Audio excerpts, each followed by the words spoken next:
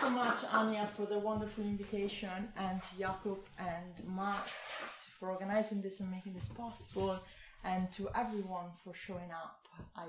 This is great, and I'm really excited.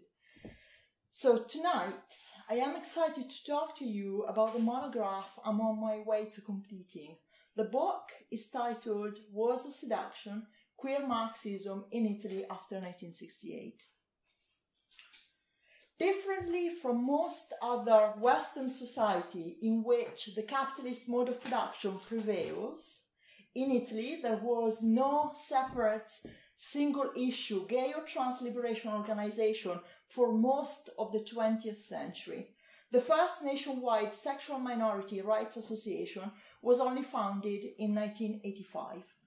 Nonetheless, or perhaps precisely for that reason, the Italian 70s offer a rich archive of queer presence and queer grassroots politics, which in the literature about the era has regrettably been eclipsed by the better-known straight and sometimes aggressively heteronormative organizations of the Italian New Left, operaismo, autonomia, and even the so-called Italian social reproduction feminism. In fact, rather than forming or entering the kind of reformist, single-issue, rights-oriented organizations that were commonplace in other large and small Western European countries in the same moment, in Italy many queer people participated in the then vast, revolutionary, non-aligned, autonomous, grassroots left movements, often explicitly integrating their own ways of experiencing and feeling social life into leftist politics. So Wars of Seduction examines the left collectives, artists and intellectuals who engaged in what the young Karl Marx would have called the ruthless criticism of all that exists. Ruthless, both in the sense of not being afraid of the results it arrives at, and in the sense of being just as little afraid of conflict with the powers that be. But they did so from a recognizably queer and trans perspective. I should say right away that my book is as much a history of one subculture in a specific moment in time and in one country as a broader and more ambitious attempt to theorize sexual and gender nonconformity under capital, starting from a particular archive. When Professor Lemke generously invited me to join you here as part of the fantastic Erich Auerbach Institute for Advanced Studies fellowship program, I was especially excited to find out that the theme this semester is wild, an interdisciplinary approach to a semantic field. In queer studies, which is the chief area of inquiry my book intends to contribute to, wild as a concept and the semantic field around it have been central since the 1993 seminal publication of Michael Warner's Fear of a Queer Planet, Queer Politics and Social Theory. To summarize a large debate rather sweepingly, queer studies scholars today, as they did then, still often see themselves as either adopting an optimistic or even utopian approach to the creation of an alternative queer social worlds, or, on the opposite side of that debate, as taking up the so-called anti-social thesis in queer studies. Both the queer or utopian approach and the anti-social one first emerged in a cultural moment quite different from ours today, when minority sexual and gender issues seemed to be heading towards an overall depoliticization, which would move them away, had the promise, the ambiguous, ambivalent promise of moving them away from the heightened arena of electoral politics and culture wars, where they previously lived, into the pacified terrain of bourgeois privacy. In the 1990s and the 2000s, major Western political parties, irrespective of their particular ideology, tended to frame, rather unproblematically, LGBT issues as the new set of bourgeois rights, waiting to be added to an ever-increasing list of formal freedoms, in the liberal teleology of social progress. In that context, both utopian and antisocial approaches to queer and trans life distance themselves from the representation of queers as an obedient minority to be slotted into the existing order. But while one approach focused on highlighting the concrete queer utopias that already exist in the here and now, pointing to a different understanding of social reproduction, of kinship, and of time from that of heteronormative society, the other approach, the antisocial approach, identified queer sexualities and trans lives with the paradoxical act of unworlding with forms of social refusal and nihilism. So in my book, in Wars of Seduction, I abandon both utopian and antisocial approaches to usher in instead a Marxist strand of queer studies, a Marxist strand of critique in queer studies. First and foremost, because I feel that our current moment has made the worlding-unworlding setup rather dated. So when Professor Lemke approached me and when I said yes to her invitation to come and speak to you here tonight, an election campaign was unfolding in the United States, the country where I live, in which the term transgender was politicized to such a degree that we may say it has been made into a thing, reified, and no longer refers to any particular minority population or subjects through the paradigm of representation or mimesis. Take, for example, one of the slogans in a much replayed ad for the Trump-Vance campaign. The ad I'm thinking of took an interview answer that Trump's presidential opponent Kamala Harris gave a few years ago out of context to claim that the Democratic Party, the American Democratic Party, is routinely using public money to fund gender-affirming care in prisons and detention facilities at the border. You may have heard of this ad, which ended with the slogan, "She is for they, them, he is for you." The continued use of anaphoric pronouns in the slogan, she, they, he, you, turns they, them into a reification for all that does not belong to the normal or to any genuine, easy to recall and to relate to anthropological community, taking us back to an old ideological signifier that we may have thought only a few years ago was nothing more than a residue of an entirely different phase of capitalist development and of Western history, something like degeneracy. So to be able to properly deal with all of this and to speak to our current moment, I suggest that we should relocate queer studies in the Western Marxist tradition of ideology critique and stop thinking of queer and trans as populations, groups, constituencies, minorities, or even utopian communities. Instead, I borrow a phrase from Slavoj Žižek's Freudo-Marxist vocabulary and suggest that trans and queer formations are today best understood as sublime objects of ideology. As an object of ideology, the they-them of Trump's campaign slogan is sublime because it does not only evoke a sense of terror, but also awe and fascination, which is why gender and transgender are currently being turned from reified objects into veritable quilting points of contemporary conservative ideology as a whole.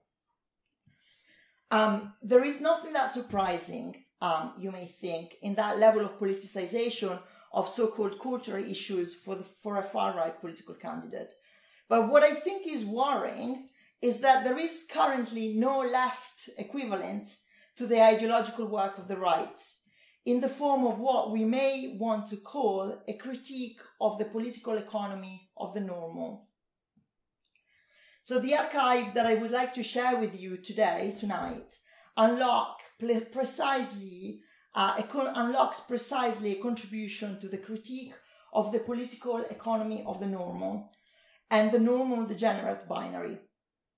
For this reason, the question that I set myself for tonight is, what can the Italian revolutionary left of the 70s teach us about transness and queerness as sublime objects of ideology from a radical anti-capitalist left perspective?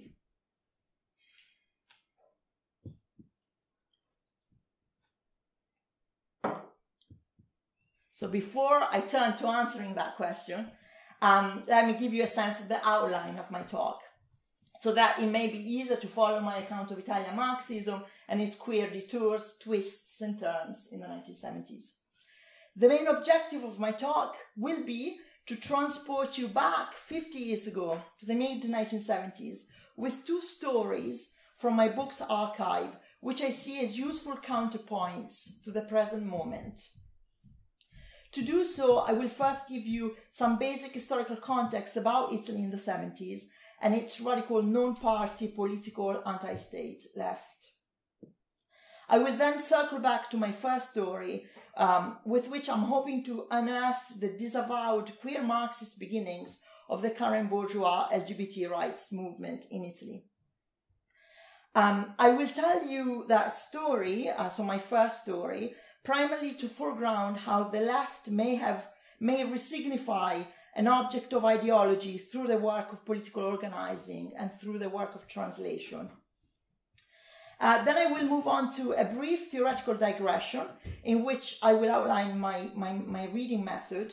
And for that, I will focus precisely on the idea of translation as a form of politics. Then I will move on to a second story out of my archive that's focused on, again, a political translation of the idea of trans. And then I will move on to my conclusion. So let me start with some historical context and begin transporting you back in time. The image you see on this slide is the cover for a book that came out in Germany in 1978, and that discussed the ways in which, in Italy, the widespread social unrest of 1968 lingered on for another 10 years, reaching a second climatic peak in 1977. Today, the international interest in that particular cultural moment has not waned, as contemporary Western Marxists are more and more searching for conjunctures when communism appeared to be a form of diffused social antagonism, not outside but within mature capitalist societies. In his recent book, The Subversive 70s, the American political theorist Michael Hart, who, as I'm sure you know, had been a long-time collaborator of the Italian autonomist Marxist philosopher Antonio Negri, coined the phrase laboratory Italy to argue that the Italian left in that era experimented with old and new weapons, a blend of Marxian social thought, sudden breakouts of urban guerrilla warfare, novel forms of political organization, radical lifestyle politics, and avant-garde aesthetics.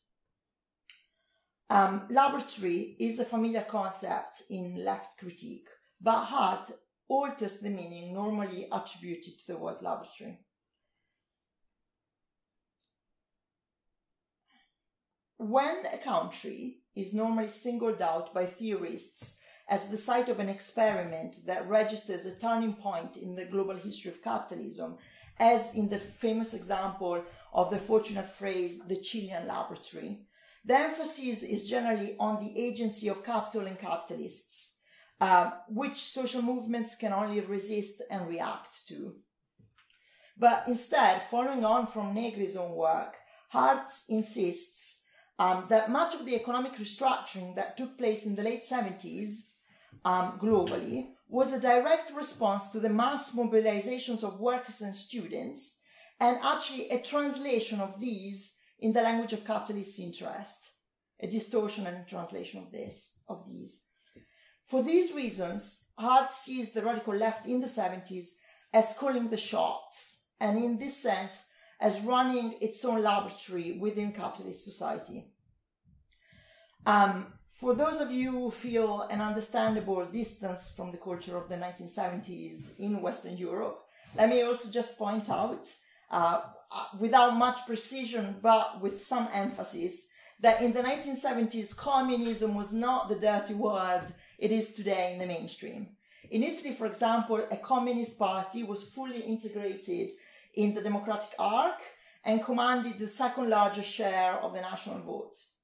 But if the Italian Communist Party saw itself as the bearer of a pragmatic and reformist, and we may say high Marxism, that was still orthodox and faithful to the source, and importantly that centered upon a monolithic understanding of class, the movements to the party's left produced a deliberately unfaithful, impure, low, and perhaps most importantly, subversive Marxism that seemed to continuously multiply revolutionary subjects and strived to include those that the old left had labeled unproductive and even immoral and perverted.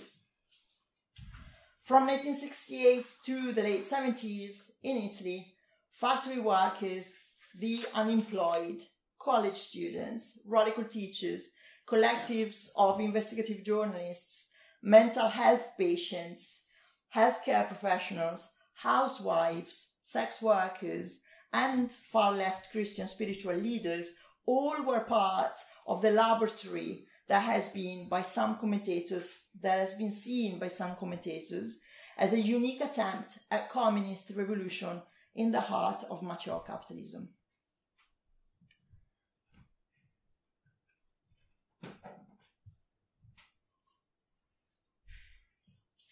So let me now draw your attention to an archival snapshot of this highly unorthodox, syncretic, impure, queer Marxism.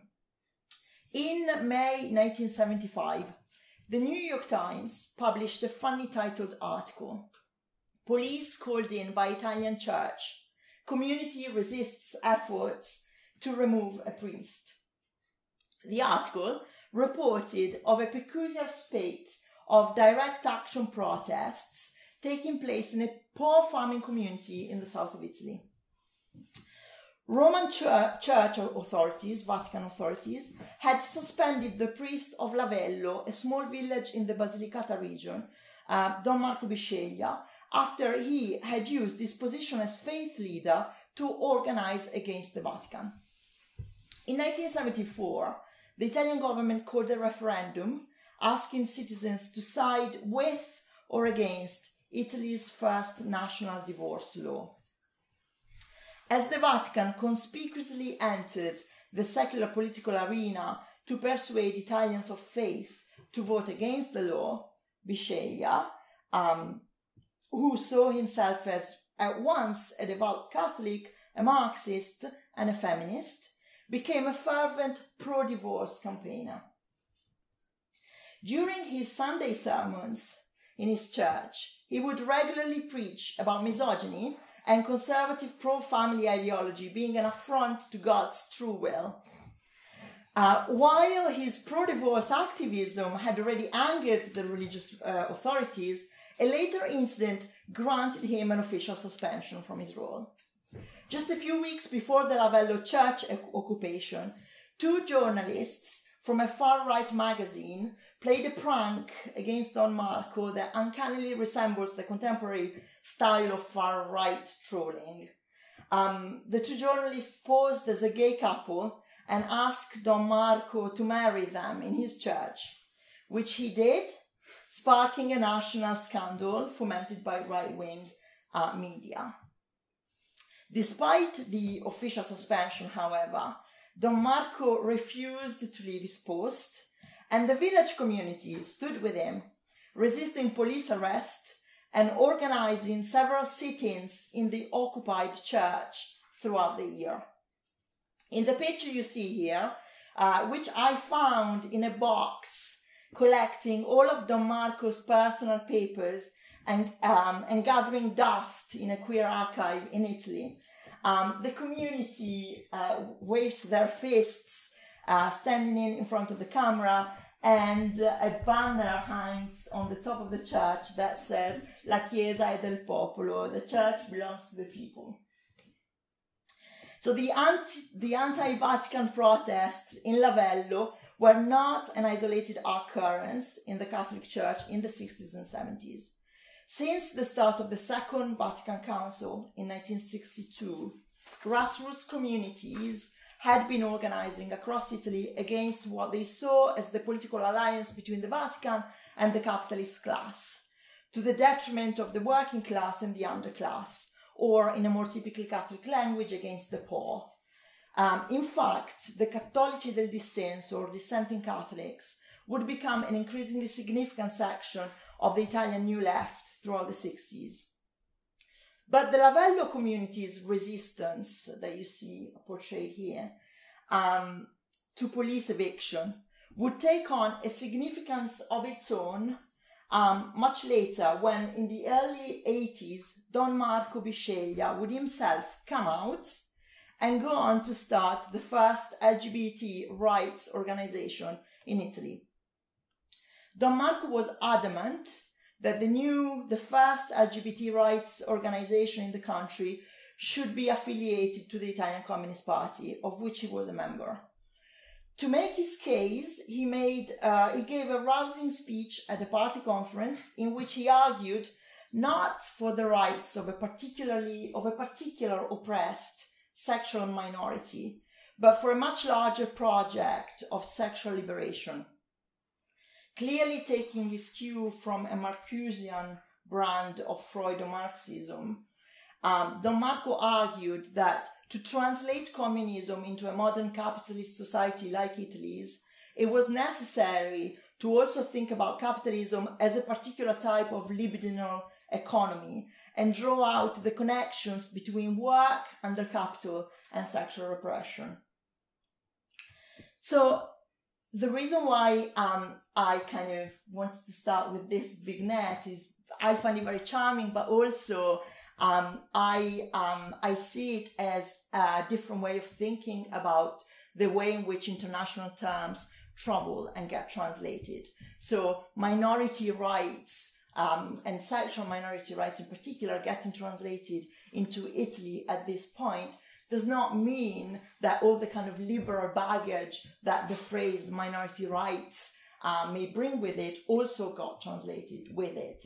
So what I'm really interested in this case is the displacement that occurs through translation, because that means that we need to think about translation and the transnational travel of categories and terms and political rallying cries as an eminently political phenomenon.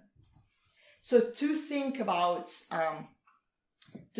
translation in that way, I turn to the Italian Marxist tradition, and in particular, I turn to Gramsci's several notes, Antonio Gramsci's several notes throughout his writing on language, translation, and translatability. Not many people know, including amongst Gramscian scholars, that Gramsci was a keen linguist and someone who had a lot to say about the relationship between language, history, and capital. In note 46 of book 11 of Gramsci's prison notebooks, which is dedicated to providing a new type of introduction to the study of philosophy, Gramsci uses the word translate in a way I found most useful in developing a conceptual framework for making sense of the queer Marxist upheaval that erupted in the 70s. So that's the fragment. In this fragment, translate is not a reference to what we normally associate the verb translate to. It's not a reference to what linguists call translation proper, the retelling of a speech act in a different national language for communicative purposes. It is instead a reference to a famous speech about organizing politically for the revolution across historical contingencies that Lenin, so Milici is the way Gramsci referred to Lenin to kind of circumvent censorship when he was writing from prison. So he always refers to Lenin like that. But this is a reference to a speech that Lenin gave during one of his rare appearances at the 4th Congress of the Communist International on the 13th of November 1922. And Gramsci actually gets, from prison, Gramsci gets the date wrong. In that speech, Lenin was seeking to problematize the way the Communist Party had failed in translating the Russian Revolution beyond Russia. And the way in which the Communist Party had failed, therefore, in generating new contingent social formations that could, in turn, be seen as foreign translations of the Russian Revolution. So, here translation does not index the problem of linguistically accurate reproduction. And in Gramsci's retelling of Lenin's speech, our language does not stand in for Russian as much as the phrase European languages does not really mean or refer to French, Italian, or German. Rather, Gramsci is talking about what has come to be known today as the broader problem of cultural translation, which entails understanding translation as a ubiquitous, translocal, constantly going on semiotic process in which meaning is not univocal or constant, but plural and continuously changing in context. Importantly, the work of translation that, according to Gramsci, remains to be done also refers to the gap that exists between our language, again, very much in inverted commas, and European languages. Our language is a synecdoche. Our language is a synecdoche for the everyday life of a social class as a whole, the kind of affective, emotional, and semiotic life of a class as a whole. And European languages here does not refer again to particular national languages, but to the kind of enclosed language of high theory, of philosophy. And in some ways, it refers to the language of the elites. An object of ideology, then, is turned into a vernacular translation on a regular basis through the work of organizing and the work of cultural production. So that goes back to my first appeal to think about words that we normally think of mimetically or representationally, like trans and queer, to think of them as objects of ideology, sublime objects of ideology that we can seize back by actively thinking about how we translate them at a particular political juncture and to say what exactly. So I'm going to give you another example of that, of precisely that work of translation.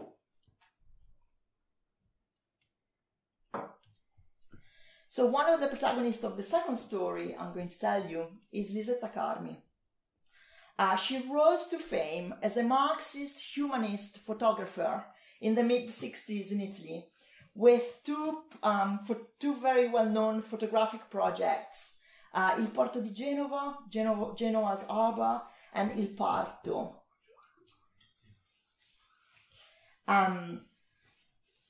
So these are two projects about productive and reproductive labor in capitalist society. Il Porto di Genova pictures the foundries in the industrial harbor of the northern Italian city of Genoa and the men who work in them. The photos can be read as an orthodox Marxist humanist attempt to redeem and repair the body from the reification of alienated labor. In Il Parto, instead, Carmi focused instead on reproductive labor and took a series of close-ups in the maternity ward of Genoa's main hospital. In the late 60s, and this is where my story begins, her interest in gender and reproductive labor brings her to translating, in the political sense that Gramsci described in his notes, the Freud's diagnostic label transvestite.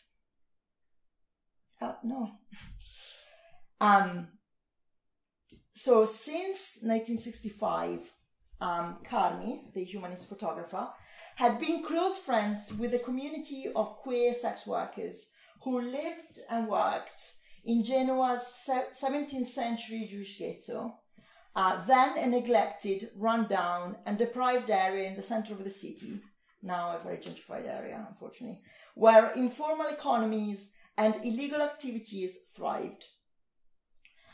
Some of the sex workers in the community were trans women and others were cross-dressers. For 6 years, Carmi, who had been introduced to the community by a friend, had spent extended periods of time in the neighborhood, living in the neighborhood and living with the women, becoming a witness to the daily lives of the sex workers, their close bonds with one another, their relationship with clients and people from the neighborhood, and the police harassment the community was targeted with on a regular basis.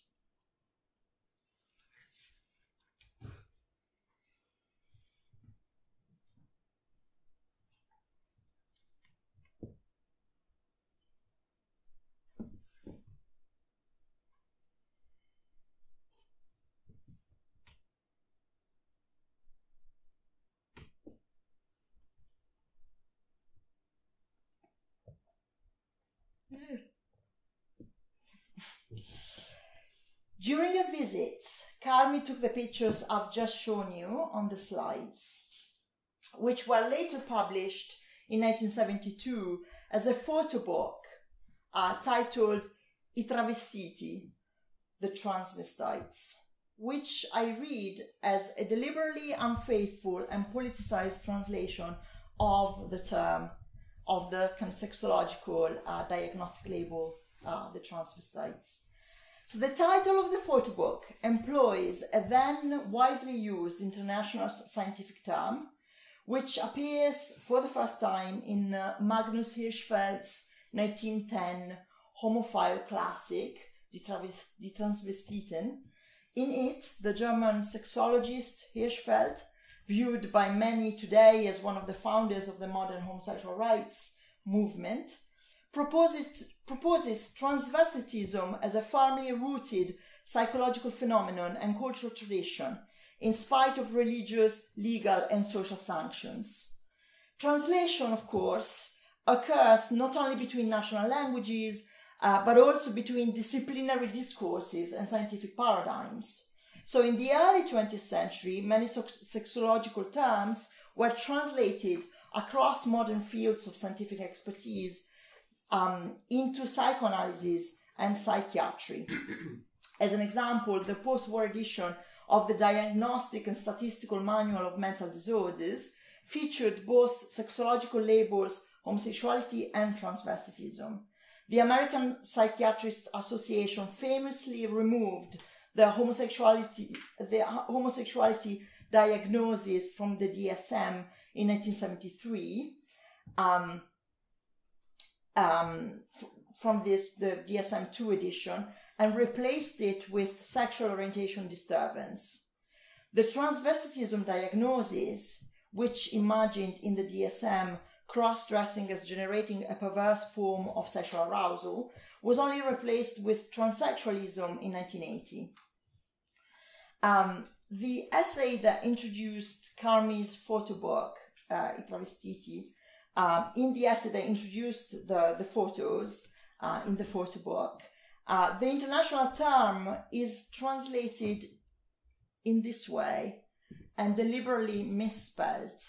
So the kind of standard Italian translation of the term would obviously not include the brackets. The brackets play on something that neither the German or the English has, which is a kind of a double meaning for the word travestito, which in Italian is both a sexological and a medical diagnosis, but it's also the very high frequency everyday word that Italians would use, that Italian speakers would use to refer to any form of dressing up and disguising. So travestimento is a broadly used word for any form of dressing as someone else, or also dressing as something else, or also just kind of disguising yourself in some ways. And obviously, and then also the word is made of two very easily recognizable parts: the tra, which means across, and the stito, which again in high frequency Italian just means dressed. So any form of like being dressed. So what that translation and that deliberate misspelling is doing, is talking, the text talks at length about the people who, the trans sex workers in the community, and also everyone else who lives with them, who we would think of as cis people, and the cis clients of the sex workers, and refers to everyone as travestiti in that way. So travestiti da donna or travestiti da uomo. Some people are just cross-dressed as men, some people are just cross-dressed as women, but everyone is cross-dressed. So this is a kind of very on-the-nose, very kind of 1970s hijacking of language to make a point, to translate something out of the original ideological frame in which, the kind of pathologizing ideological frame in which it existed to start with. And I think that this picture is an excellent intersemiotic translation of precisely that idea, that some people are dressed as something, some people are dressed as something else, but we all make gender up as we go. And the picture is very interestingly looking at the day of the working day in the sex workers' neighborhood, with clients coming in and clients kind of approaching. And I think what's really striking about this is both the gaze from outside looking in, that also kind of is a particular critique of the normal looking out, looking in from outside, but also a critique of the normal and its opposite as it unfolds in the scene. So more generally in these pictures, there's a striking gap between the diagnostic category in the title of the book project and the actual pictures in the book. The psychiatric label clashes with the distinctly anti-psychiatric sensibility that transpires from the pictures.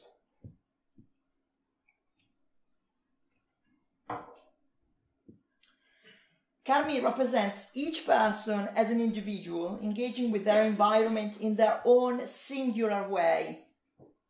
And by doing so, she seems to be saying that psychiatry and its diagnostic categories are just a piece of ideology that seeks to hide the dire material conditions that some people are forced to live in.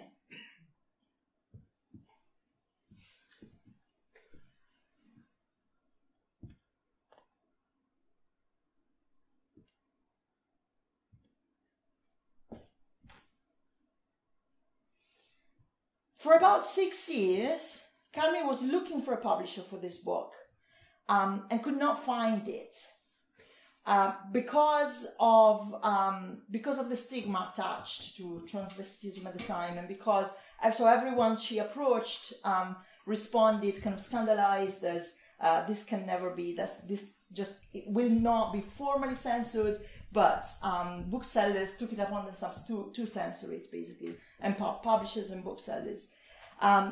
Which is what, and because she was looking for, she's been searching for a publisher for quite some time, she ended up seeking advice from an anti-psychiatric doctor, a doctor whose radical beliefs she knew would make him sensitive to the, sensitive and kind of, to resist, would make him able to resist the pathologization of the women in the pictures.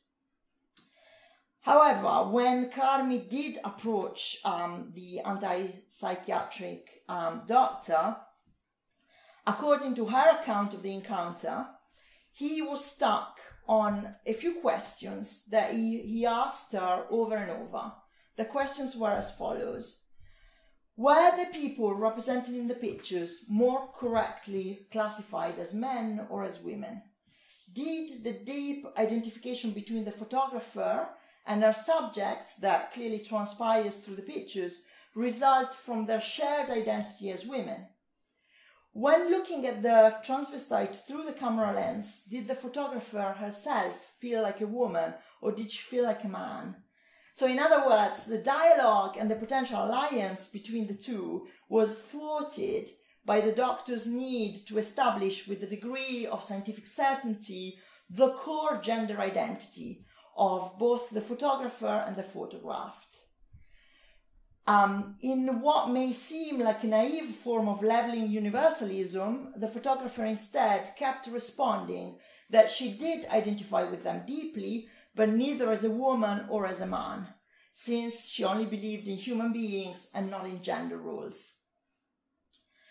In her own introduction to the photo book, Carmi also explained that when she first met the women at a New Year's party in the neighborhood, she was when she first met them in a New Year's party, their embodiment as people who had refused their gender assignation forced her to confront her own abiding discomfort with the gender she was assigned at birth and with the gender role she was expected to play as a woman. So she says, and I'm quoting, "I immediately felt that they were human beings who live and suffer through all of our society's contradictions, a desired and rejected minority all at once. It is no coincidence if my interest and my participation in their problems created trust, affection, and mutual understanding between me and them. This trust allowed me to produce this work because we built a rapport that went far beyond the conventional relationship between photographer and photographed. At that time, I was myself haunted by problems of male or female identification, perhaps at an unconscious level. Today, I understand that I was not so much struggling to accept a state as much as refusing a role. And the transvestite, or rather my relationship to them, made it possible for me to accept who I am, a person who lives without a role. Observing them made me realize that what's female can also be male and vice versa. There are no set behaviors other than in the authoritarian tradition we're all made to adhere to since childhood." So as she was looking for allies, the photographer eventually did find the kind of support she was looking for in another mental health specialist, the radical psychoanalyst Elvio Facchinelli. In 1971, he visited the neighborhood also to start a collaboration with Carmi. And he engaged as a Freudo-Marxist psychoanalyst. He engaged in a set of informal analytic dialogues with some of the women that Carmi had taken pictures of. The informal analytical dialogues differed remarkably from a traditional psychoanalytic session because Facchinelli was eager, here as elsewhere in his work, to try and undo hierarchical divides between analyst and analysand. As Carmi was preparing for his arrival in the Genoese neighborhood to begin their collaboration for the photo book, Carmi arranged to transform one of the alleyways in which much of the neighborhood's social life took place into an open-air group therapy space. By filling it with chairs and benches in the style of a self-managed workers' assembly in an occupied factory. So in this collaborative project as a whole, I see concrete alternatives to the kind of reification that stems from the conventional relationship between the producer of knowledge and those who are being produced by knowledge. The doctor and the patient, the photographer and the photographed. So this picture is very telling in relationship to that kind of undoing binaries or undoing hierarchies between who is looking and who's looked at.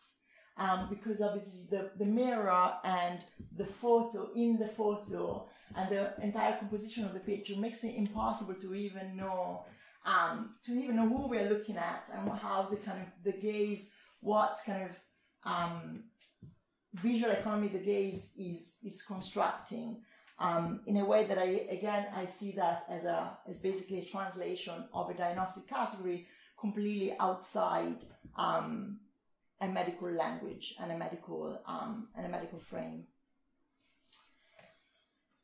So as I conclude, I will stay with one more picture, and I will take a slight slight detour,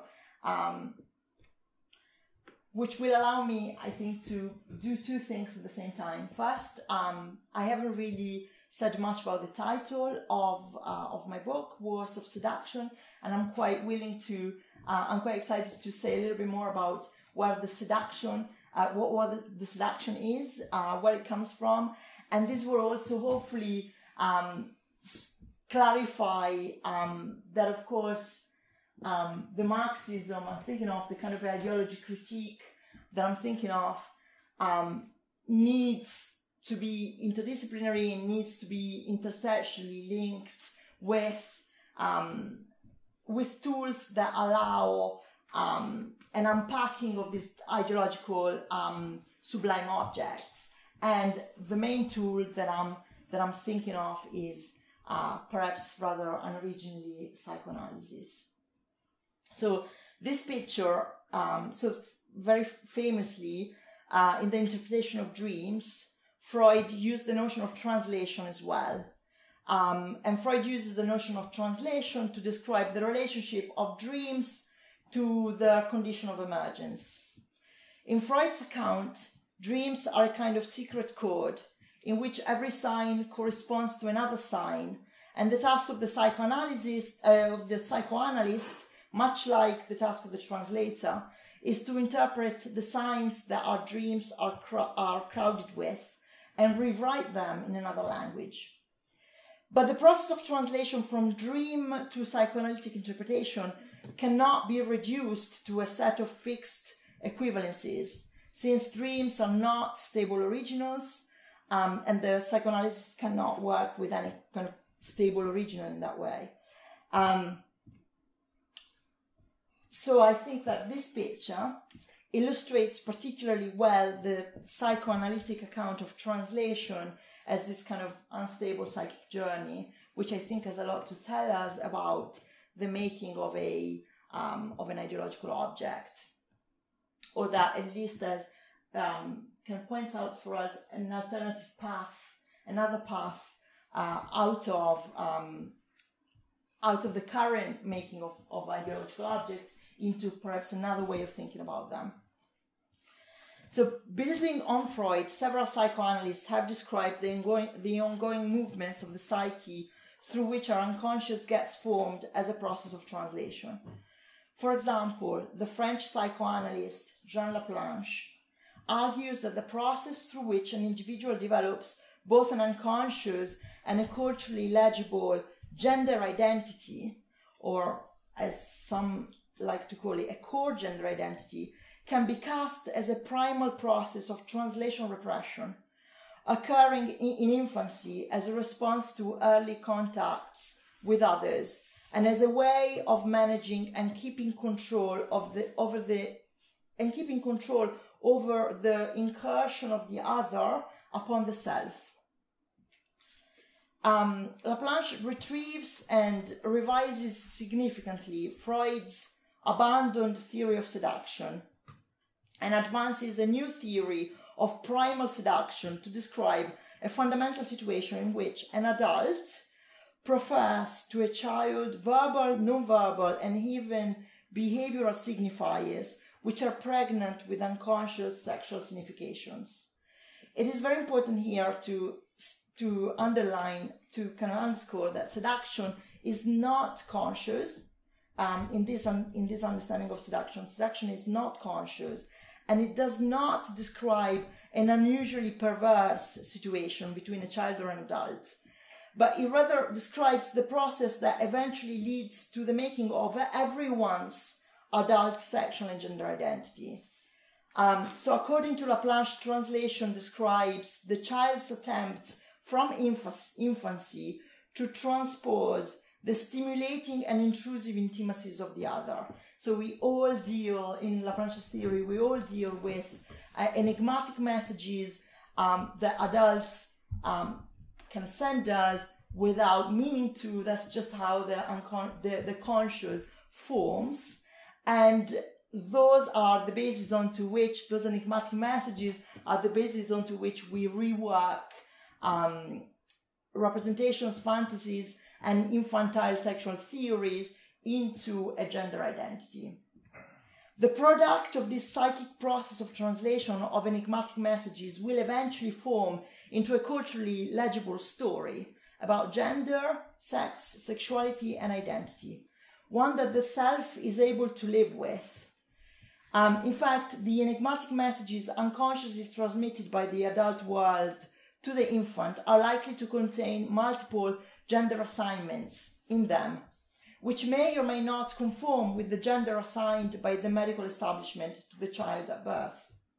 Laplanche underscores that in psychoanalytic terms, the making of a gender identity is a complex, partly unconscious, often contradictory, ongoing process, and that process opens a space for translation and for self-theorization, for kind of establishing a sense of self. In other words, Laplanche's account of how both normative and non-normative gender identities, and this is important, this is not just people who seem to have a completely normal kind of gender identity. It's not just people who seem to have a non-normative gender identity, whose gender identity comes out of the parsing out of the enigmatic messages, but everyone's gender identity comes out of that. They're all produced out of the same inner journey of translation. And that offers, again, an alternative to pathologizing diagnostic labels like transvestitism. And they also offer an alternative to the very idea of a core gender identity for anyone. So in this picture, we see two trans women in evening dresses as they're being photographed by Carmi, whose reflection on the window that separates the photographer and the photographed dominates the picture. As we have seen, Carmi's account of her relationship with the trans women she photographed was not the story of an encounter between a normatively gender photographer or a member of a majority population and people that belong to a minority population and people who have a non-normative gender identity. It was not the story of the encounter between trans people and a cis person, but it was a narrative of mutual recognition between individuals who do not live with the role they were assigned at birth. So this image, which doubles up as a portrait of a group of trans women, but also as the photographer's own self-portrait, may be seen as a photographic reenactment of the photographer seeing herself in the women she chose to photograph. So I theorized this through psychoanalysis to then go all the way back to the idea of a sublime object of ideology. This is, of course, a very kind of made-up, artificial work that ultimately is saying something about the reification of certain terms and certain labels. And I feel like this is as a kind of as a piece of research into a place in Genoa that's a neighborhood of where kind of various informal economy and sex work characterize the neighborhood economically and socially. I feel that this is a really good example of the kind of work of critic of ideology that this entire archive offers, and that is also an interesting counterpoint to the current situation, to the current place of world making, of queer world making, of the current moment. And with this, I thank you for engaging, and I look forward to your questions and comments.